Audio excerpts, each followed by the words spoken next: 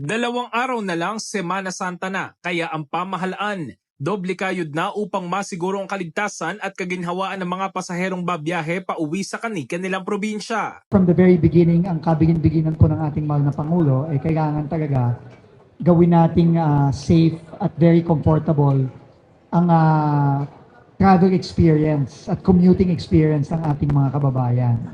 Hindi lamang sa airport, kundi pati sa mga MRT natin, sa mga LRT natin, sa mga bus natin, sa mga barko natin, no? At pati na rin yung mga motorista natin. Kahapon, nag-inspeksyon si Transportation Secretary Vince Dizon kasama ang iba't ibang opisyal ng pamahalaan sa mga pangunahing paliparan at pantalan sa bansa.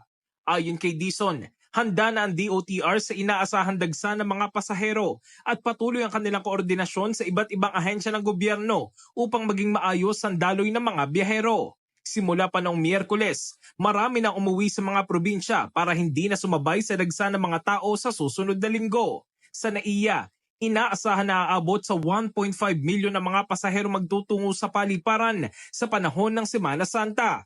2.5 milyon naman ang inaasahan dadagsa sa PITX, habang nasa 1.73 milyong pasahero ang inaasahan dadagsa sa mga pantalan sa bansa.